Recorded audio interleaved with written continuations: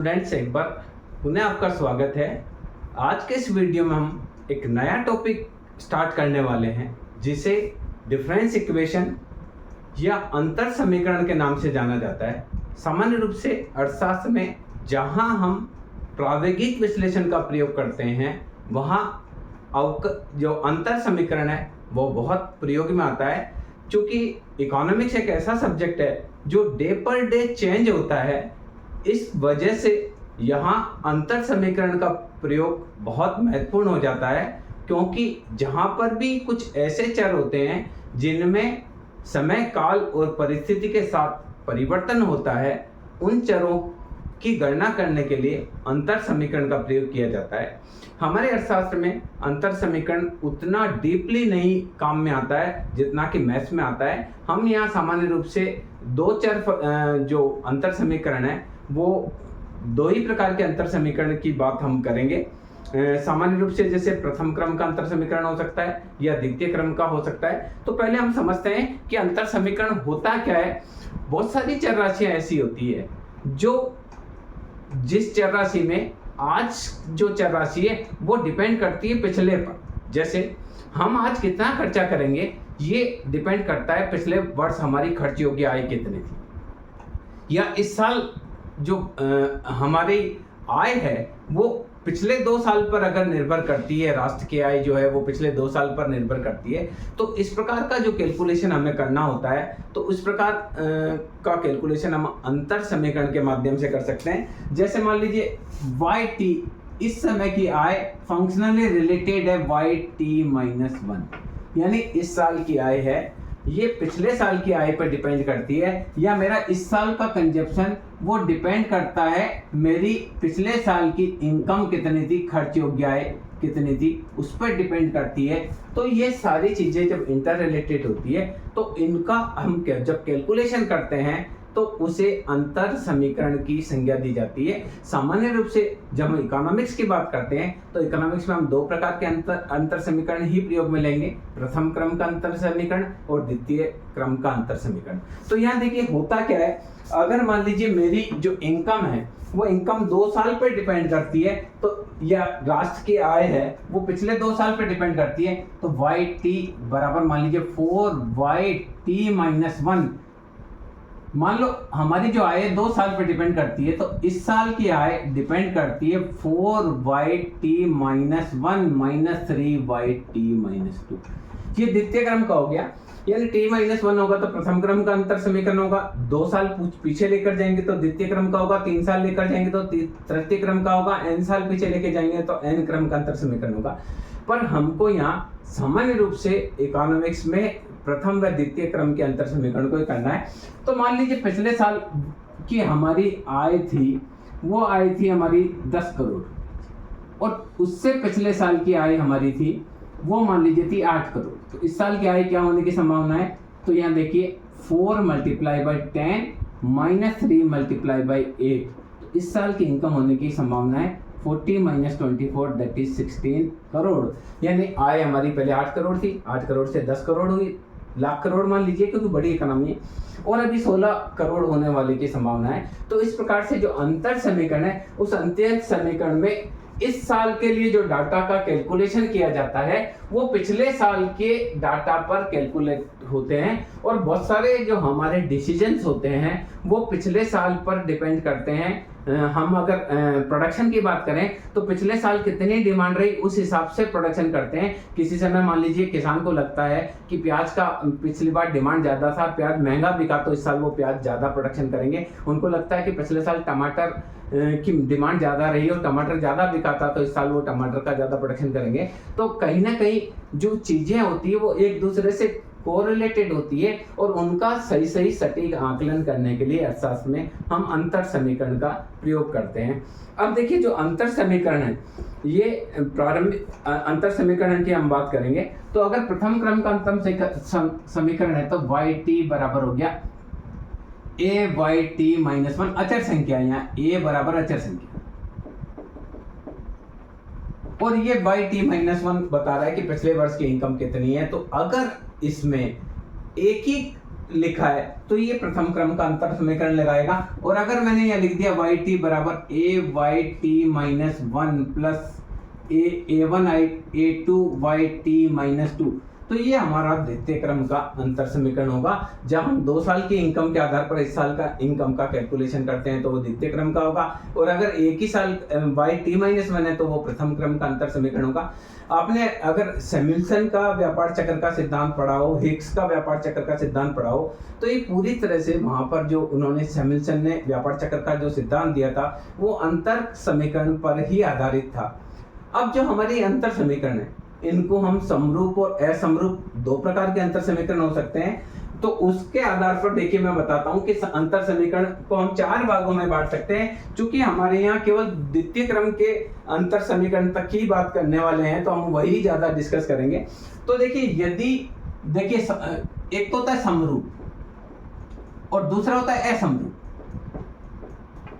अगर कोई अंतर समीकरण है वाई टी बराबर आया ए वाई टी माइनस वन, इसमें कोई अचर संख्या नहीं जुड़ी होगी तो हम इस प्रकार के अंतर समीकरण को समरूप अंतर समीकरण कहेंगे। तो यहां देखिए इसको बोलेंगे हम प्रथम क्रम का समरूप अंतर समीकरण।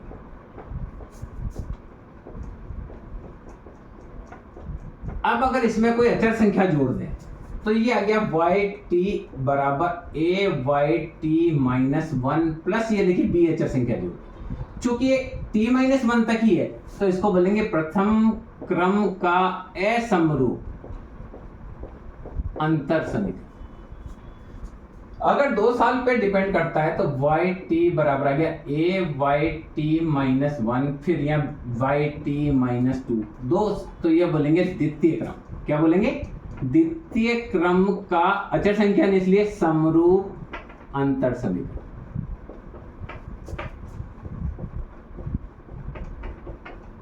और अगर मैंने इसमें अचर संख्या जोड़ दी वाई टी बराबर ए Y T minus one plus B Y T minus two plus एक सी अचर संख्या जोड़ दी तो ये द्वितीय क्रम का असमरूप हो गया। तो हर समीकरण का अलग अलग तरीके से हल किया जाता है। यदि प्रथम क्रम का समरूप अंतर समीकरण है तो उसका हल अलग होता है, यदि प्रथम क्रम का असमरूप अंतर समीकरण है तो उसका हल करने का अलग मेथड है। मेथड लगभग सेम है पर हम उसको करना सीखेंगे कि किस प्रकार से अंतर समीकरण का जो है उसका सॉल्यूशन किस प्रकार से निकाला जाता है, वो भी हम इसके अंदर सीखेंगे। अब ये देखिए बात हुई कि प्रथम क्रम का अगर समरूप अंतर समीकरण आता है तो आप उसको किस प्रकार से हल कर सकते हैं, थोड़ी सी हम बात करते हैं इसके बारे में कि यदि प्रथम क्रम का अंतर समीकरण आ जाता है समरूप तो आप उसको कैसे करेंगे। ये तो हमने यहाँ बात बताई कि समरूप और असमरूप 2 प्रकार के अंतर समीकरण हो सकते हैं। यदि वाई टी बराबर ए वाई टी माइनस वन है तो हम बोलेंगे प्रथम क्रम का समरूप है। अगर ए टी माइनस वन में हम बी जोड़ देते हैं तो ही प्रथम क्रम का असमरूप अंतर समीकरण हो जाएगा। यदि वाई टी बराबर ए Y T minus one plus a Y t plus B Y T minus two है, यानी टी माइनस वन और टी माइनस टू 2 दे रखा है तो हम उसको बोलेंगे प्रथम क्रम का द्वितीय क्रम का समरूप अंतर समीकरण होगा। पर अगर इसी में हम एक और अचर संख्या सी जोड़ देते हैं और समीकरण हो जाता है वाई टी बराबर ए Y T minus one plus B Y T minus two plus c, तो हम बोलेंगे ये द्वितीय क्रम का असमरूप अंतर समीकरण है। अब हम इसको समझते हैं कि किस प्रकार से प्रथम क्रम का अगर अंतर समीकरण है तो उसका हल किस प्रकार से किया जाता है। मान लो मैंने सवाल ले लिया वाई टी बराबर प्रथम क्रम का मैंने ले लिया 3 वाई टी माइनस वन, ये प्रथम क्रम का ए का मान यहाँ पर 3 आया है अचर संख्या, ये प्रथम क्रम का अंतर समीकरण है। अब इसको हल करना है, मैं t बराबर 1 रखता हूं तो वाई टी बराबर जगह 3 वाई की पावर 0 बराबर 3। अगर मैं t का मान 2 रखता हूं तो वाई टी बराबर हो जाएगा 3 y 2 minus one that is 3 y 1। और देखिए इसको आप देखिए t का मान मैंने 1 रखा तो ये y1 आया, इसका t का मान रखा 2 आया। तो देखिए t का मान 1 रखा तो y1 बराबर 3y, इसको आप स्टेप बाय स्टेप समझेंगे तो बहुत अच्छे से आएगा। एक बार मैं आपको वापस, सवाल आपका है y बराबर 3y t माइनस वन। अगर मैं t बराबर 1 रखता हूं तो t का मान 1, 3y 1 माइनस 1 तो आएगा 3y 0, ये समीकरण 1 लिख दिया। मैंने t का मान 2 रखा तो y2 बराबर 3y 2 माइनस 1, टी की जगह 2 रखा तो आया 3y1। अब देखिए y1 का मान है 3y0, ये देखिए y1 बराबर 3y0, तो मैं इसको लिख सकता हूँ 3 गुणा 3y0, तो आएगा 3 की पावर 2y0। मैं t बराबर 3 रखता हूँ तो y3 या जगह 3y, यहाँ 3 रखूंगा आएगा तो 3 माइनस 1, तो आएगा 3y2। अब यहाँ देखिए 3y2 का मान ये देखिए y2 बराबर है 3 की पावर 2y0, तो मैं यहाँ लिखता हूँ तो आएगा 3 गुणा 3 की पावर 2y0, तो आएगा 3 की पावर 3y0। ये समीकरण 3 हो गया। मैं t बराबर 4 रखता हूँ तो आएगा y4 बराबर 3y4 minus 1 that is 3y3, और y3 का मान ये दे रखा है 3, तो मैंने रखा 3 गुणा 3 की पावर 3y0, तो यहाँ आएगा 3 की पावर 4y0।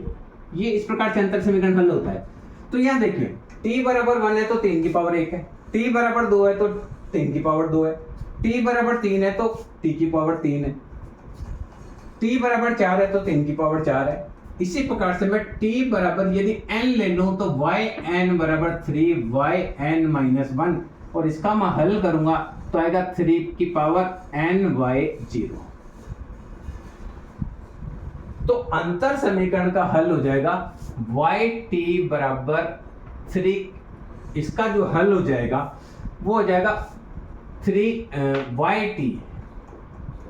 अगर मैं t बराबर t ले लूं तो इस अंतर समीकरण का हल हो जाएगा, वो हो जाएगा आपका 3 की पावर a की पावर t/0। अगर मैं t बराबर t ले लेता हूं तो yt बराबर हो जाएगा 3yt माइनस 1, तो इसको हम लिखेंगे 3 की पावर t/0। तो इस अंतर समीकरण का हल देखिए हमने क्या किया, अगर n लेते तो यह आता yn बराबर 3 की पावर ny0। मैं y बराबर 5 लेता हूं तो आएगा 3 की पावर 5y0, y बराबर मैं 3 लेता हूं तो 3 की पावर 3y0। इसी प्रकार से अगर मैं y बराबर t लेता हूं तो आएगा 3 की पावर t/0। ये अंतर समीकरण का हल होगा।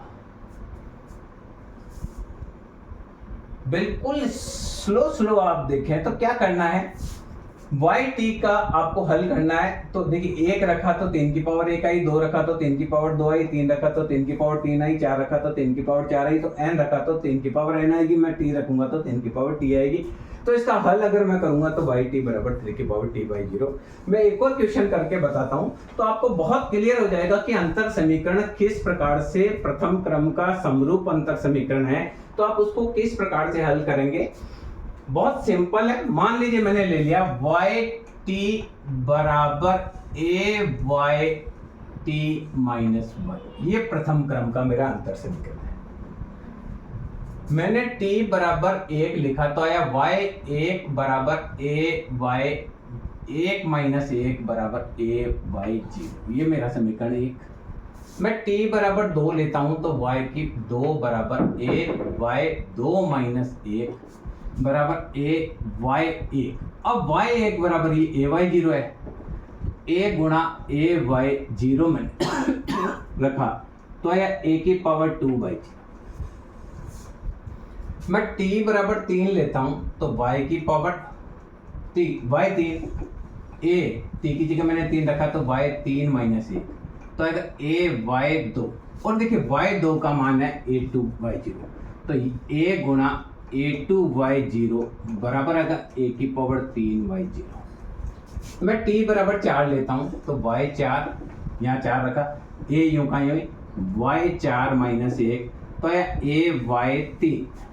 और y3 का मान है a की पावर 3/0, तो मैंने यहाँ लिखा a गुणा a की पावर 3/0 बराबर है a की पावर 4/0।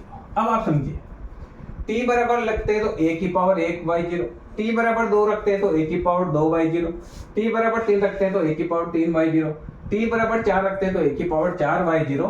तो मैं t को n लिखता हूं तो yn बराबर जो a yn माइनस 1 बराबर होगा, हल आएगा a की पावर n/0, क्योंकि 4 लिख रहे हैं तो पावर 4 आ रही है, 3 लिख रहे हैं तो पावर 3 आ रही है, तो n लिखेंगे तो n आ जाएगी। और मैं अगर t को t ही रहने देता हूं तो ये आएगा yt बराबर ayt माइनस 1, और इसका हल निकालेंगे तो आएगा a की पावर t बाई 0। तो इस अंतर समीकरण का हल हो जाएगा yt बराबर a की पावर t बाई 0। तो इस प्रकार से बहुत सिंपल है, कोई भी अंतर समीकरण आता है प्रथम क्रम का यदि वह समरूप अंतर समीकरण है तो आप बहुत आसानी से कर सकते हैं। मैंने आपको 2 सवाल करके बताए, अब कुछ भी करेंगे तो बहुत आसानी से उसको हम हल कर पाएंगे। कैसे करेंगे, मैं एक और क्वेश्चन आपको करके बता देता हूं, उसके बाद हम इसको सॉल्यूशन की ओर जाएंगे।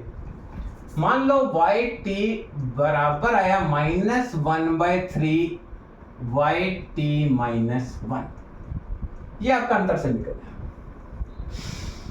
मैंने t बराबर 1 रखा तो आया y1 बराबर माइनस का 1/3 y1 माइनस 1 बराबर आया -1/3 y0, पहला हो गया। मैंने t बराबर 2 रखा तो y2 बराबर आ गया माइनस का 1/3 है ही, y2 माइनस 1 बराबर माइनस का 1/3 y1, और देखिए y1 का मान ये रहा, तो मैंने लिखा माइनस का 1/3 की पावर, ये हो गया माइनस का 1/3 गुणा y0, तो इसको हम लिखेंगे माइनस का 1/3 की पावर 2/0, ये समीकरण 2।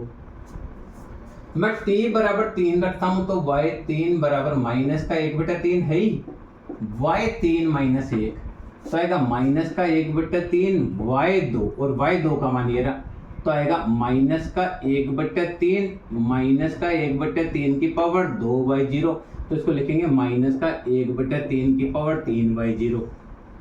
तो अगर मैं t को t रहने देता हूं तो इसका हल आएगा yt बराबर -1/3 की पावर t/0।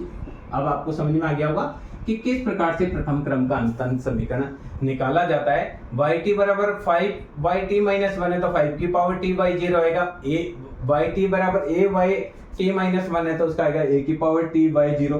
अगर yt बराबर माइनस का 1/3 yt है तो इसका मान आएगा -1/3 की पावर t/0। इस प्रकार से अंतर समीकरण का हल किया जाता है। अब देखिए हमने सीखा कि प्रथम क्रम का यदि अंतर समीकरण आता है तो आपको क्या करना है। तो अब आपके पास ये समीकरण आ गया yt बराबर a की पावर t/0।